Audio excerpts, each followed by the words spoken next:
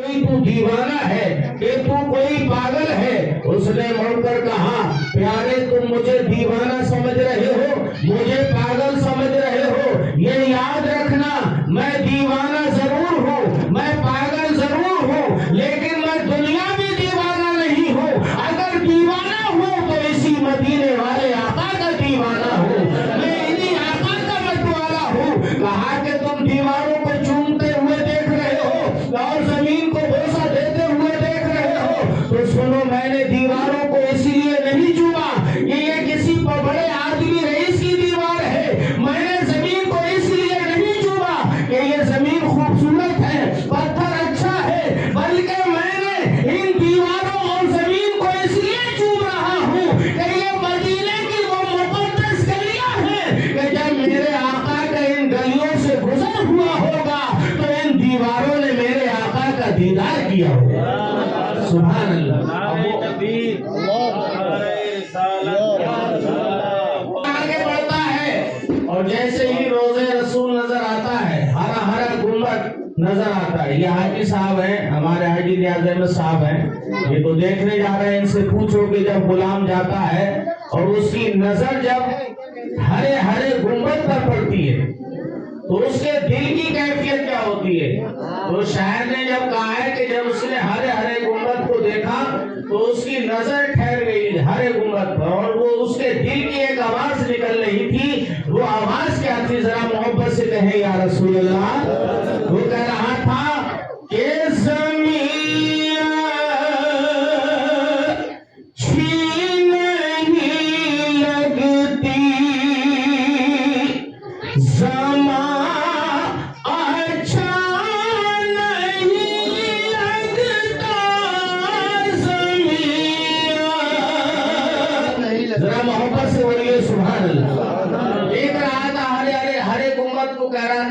اچھی نہیں لگتی, زماں اچھا نہیں لگتا, دنیا میں کچھ اچھا نہیں لگتا.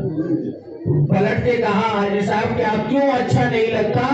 کہ زمین اچھی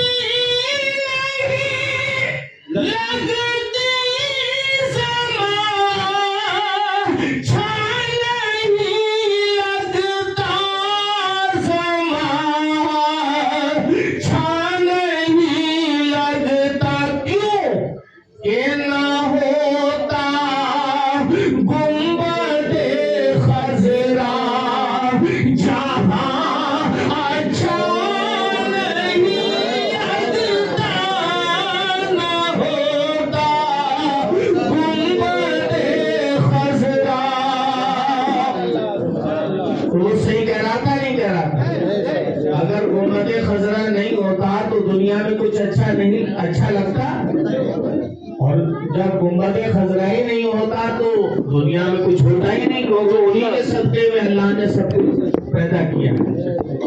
تو بات یہ ہے کہ مدینہ وہی جاتا ہے جسے آقا بلاتے ہیں, جسے چاہا در پہ بلا لیا, جسے چاہا اپنا بنا لیا. یہ بڑے کرم کے ہیں فیصلے, یہ بڑے نصیب کی بات. بڑے خوش نصیب ہیں, گھر والے بھی خوش نصیب ہیں, رشتہ دار بھی خوش نصیب ہیں, محلے پڑوس کے بھی خوش نصیب ہیں. اس لیے کہ اللہ کے نبی فرماتے ہیں من زارا قبری وجبت لہو شفاعتی, جس نے میرے روزے کی زیارت کی اس کے لیے میری شفاعت واجب ہو گئی. اور جسے سرکار فرما دے کہ اس کی شفاعت مجھ پر واجب ہو گئی تو اس میں کوئی شک و شبہ نہیں. اس لیے کہ زمین اپنی جگہ سے ہٹ سکتی ہے, ساری دنیا کا نظام ادھر سے ادھر ہو سکتا ہے, لیکن مصطفیٰ کی کہی ہوئی بات کبھی بھی نہیں بدل سکتی. اس لیے ہر قول محمد قول خدا, فرمان نہ بدلا جائے گا, بدلے گا زمانہ لاکھ مگر قرآن نہ بدلا جائے گا. آپ نے دیکھا ہوگا بڑے بڑے جائیداد والے, بڑی بڑی ملکیت والے رہ جاتے ہیں, لیکن جن کے بارے میں لوگ سوچ بھی نہیں پاتے ہیں وہ مدینہ طیبہ چلے جاتے ہیں.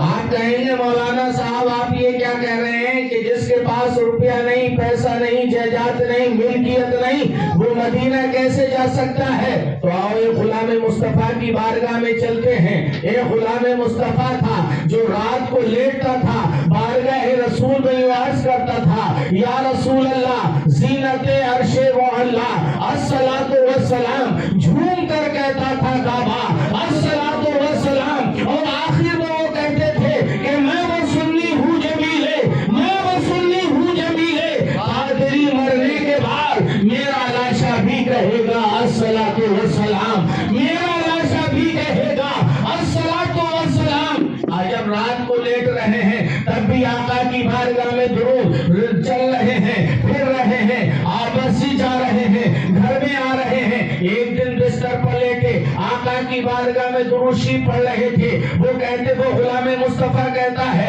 जब मैं सोया रात में क्या देखता हूँ कि मैं मस्जिद नबवी में खड़ा हुआ, मस्जिद नबवी मेरे सामने है और मैं मस्जिद के आंगन में खड़ा हुआ हूँ। मैं बहुत खुश हो रहा था कि अभी मैं सोया था और इतनी देर में मस्जिद नबवी में आ गया।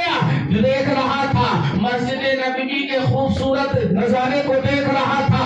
थोड़ी देर में क्या होता है कि सामने से आका तशरीफ ला रहे हैं। अल्लाह अल्लाह, जब आका को देखा वो गुलाम मुस्तफा कहता है, मेरे दिल की कैफियत बदल गई, मेरी दुनिया बदल गई। आका की तरफ बढ़ा, आका मेरे करीब आए और आका ने अर्ज किया, आका सल्लल्लाहु अलैहि वसल्लम की बारगाह में। वो कहता, मैंने सलाम पेश किया, अस्सलातु वस्सलामु अलैका या रसूल अल्लाह। आका ने सलाम का जवाब दिया। मेरे आका करम फरमाते हैं और फरमाते हैं, प्यारे सुनो सुनो, तुम जो हो वो राजी यानी पत्थर का काम करते हो। कहा, हाँ या रसूल अल्लाह, मेरा पत्थर का काम है, तामीर करने का काम है। कहा, तो हमारा गुंबद जो है बड़ा खस्ता हो गया है, आ जाओ हमारे गुंबद को सही कर दोगे। तो जब आका कहे तो गुलाम इनकार कैसे कर सकता है? कहा, हाँ या रसूल अल्लाह, मैं आपके हुक्म की तामील करूंगा, आपके गुंबद को सही करूंगा।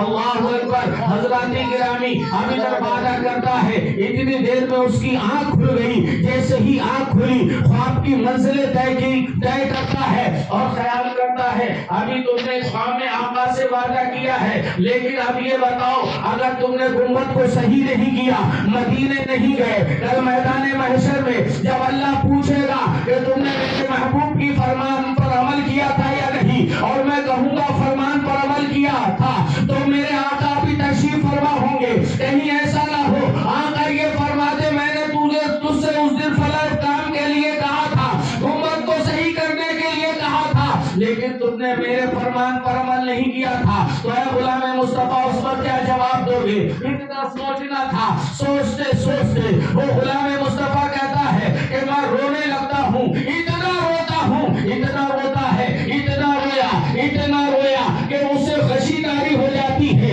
बेहोशी तारी हो जाती है, बेहोश हो गया।